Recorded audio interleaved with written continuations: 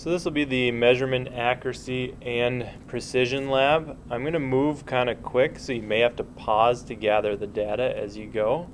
So we'll get started.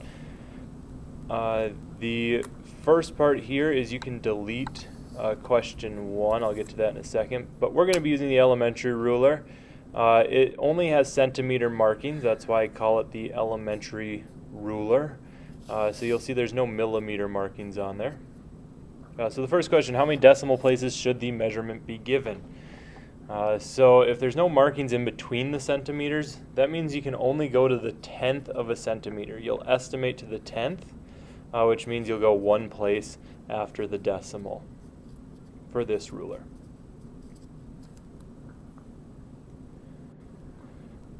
Now the next thing we're going to do is we're going to measure this line, but because there's no good 0 mark on the ruler, you do have to subtract 1 because we're actually starting at the 1, so you got to subtract that first centimeter out. I almost screwed that up. So I'd say it's about 7.6, and it's kind of hard to see the line. I'll slide it down here in a second. And don't forget your units. Don't forget to put centimeters. So you can see it's about 7.6. So you're estimating that 0.6. That's why you have to quit there. Now the next thing we're going to do is we're going to measure this aluminum block. So we'll do the length, width, and height of it. Again, pause the video if you need more time, but I will give you plenty of time to look at this. Subtract 1. Don't forget to subtract 1. So it should be 4 point something. You should round to one place after the decimal. Again, this is 1 point something. Make your estimation, and then there's one more here. It did switch there. This is we got length, width, and this will be we'll call this the height. Okay, so as you record your numbers, they should all be to 2 sig figs, because they're like 4 point something, 1 point something, 1 point something. And then do not forget to put units. I'm going to be checking these. If you do not have your units, I will be docking points. Looking for sig figs and units on this lab. When you do volume, make sure you show your work.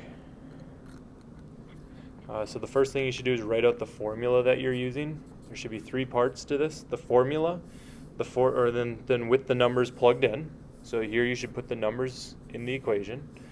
Don't forget to put cm in each of the numbers too. So like 4.2 cm times 1.3 cm, whatever you estimated there. Then your final answer is to 2 sig figs, because the numbers that went in were 2 sig figs each. So your final answer is rounded to 2 sig figs. And then what would your units be? Here's the mass of the block. And again, I'm moving fast, so pause and go back and do the work as you go. You're going to want to pause and do the work. Now you'll see that the balance wavers on this.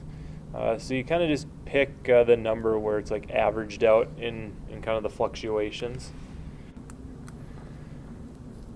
And then you'll record your mass. I would say 17.50. Don't forget grams. And it does have 4 sig figs.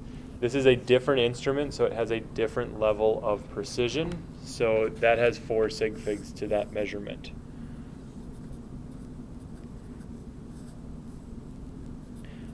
Density is mass divided by volume. So your mass is 17.50 grams. Don't forget the units. And then you'll use your answer to number 4 for the volume. So 4 and 5 are your volume and your mass. Now because you're going to be dividing a 4 sig fig number by a 2 sig fig number, your final answer goes to the lesser number of sig figs, which is 2. And then your units will be grams per cubic centimeters.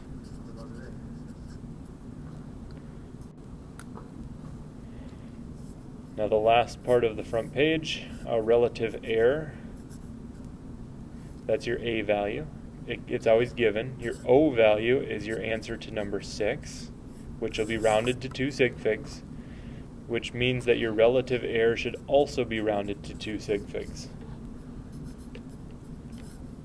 Here's your equation. Make sure you remember its absolute value on top. So even if you get a negative there, you automatically make it positive. So your answer is always positive for air, and it is to 2 sig figs, and the unit is percent.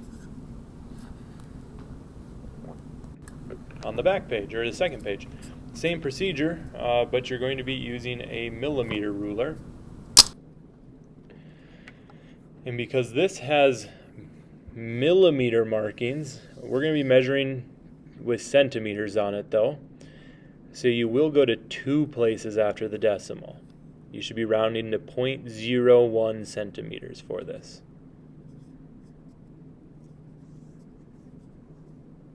Because you know the 10th place with certainty, so you'll estimate to the 100th place. And so I'm showing you here, I did start at the 0 mark, so do not subtract 1. So give that your best shot. So I would say 7.60 if I think it's right on. If you think it's off of that 0.6 line, you might put 7.61. That's your call to make. Or if you think it's 7.59, you can put that too. But we now have 3 sig figs to work with because this ruler has more precision. Again, starting at the 0 and then sliding it over so you don't get the distortion of the camera angles. So you get to make this measurement on your own. 3 sig figs though. So 4 point blank blank. You fill in the blanks. This will be your width.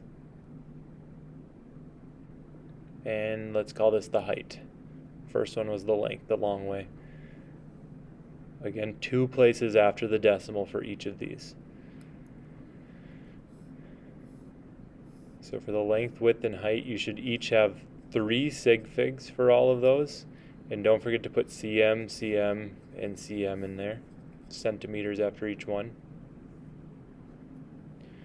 Same thing for volume. Show your work, the equation, the numbers, the final answer.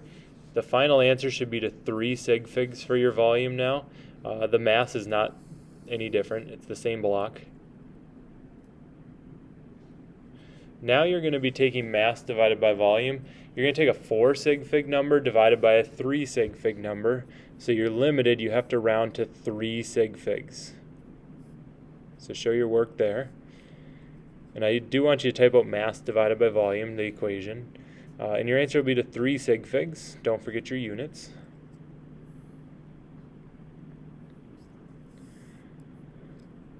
For relative air, same accepted value. Your O value is your answer to number 13.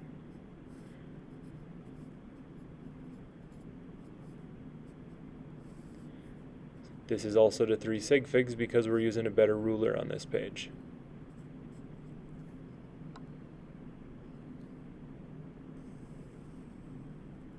That's where you get your O value from.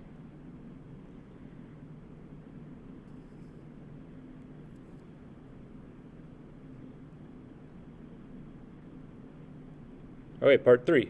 You're going to need a graduated cylinder for this part. First thing you got to do is get the mass of the empty graduated cylinder.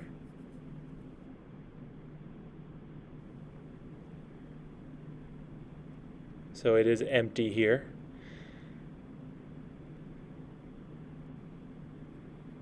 Then the instructions say fill it up to 10 milliliters. Now this graduate cylinder goes to the 10th of a milliliter, so you should round to the 100th of a milliliter when you record the results. So for the volume of water, I'll show you here. You read at the bottom of the meniscus, it looks like the meniscus is right on the line, so you should record this as 10.00 milliliters. 10.00. Now for the mass with water.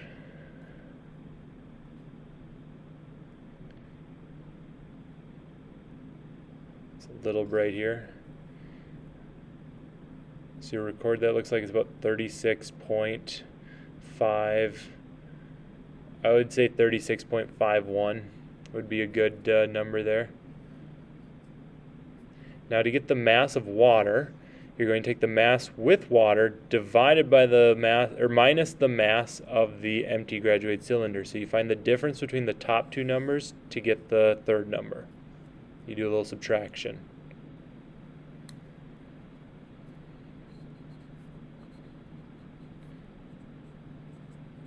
And they should all have 4 sig figs. All of your numbers should have 4 sig figs. So that means that any calculations you do from here on out should all be rounded to 4 sig figs as well. And then there's your A value for water. So you should be able to get the rest on your own. Now for the back page, just a couple little hints here. For each of these groups, you got to find the average. And then you round the averages according to the least number of sig figs in that group. So how do you determine sig figs? So for the first group, you can see they all have 4 sig figs. So you'd round your final answer to 4 sig figs. The second group, they're all 3 sig figs. So you round your average to 3 sig figs for that group. And for group 3, you see some have 4, some have 3. They're different. So you round to the lowest number of sig figs, which is 3 sig figs. And then from there, I'll let you do that one on your own. From there, you're going to show your work down here for relative error. Show your work, and then the percentages you get for that will help you decide if it's accurate. If it's less than 5, we call it accurate. If the percent error is greater than 5, we say it's not accurate. So you use those percentages to get the accuracies.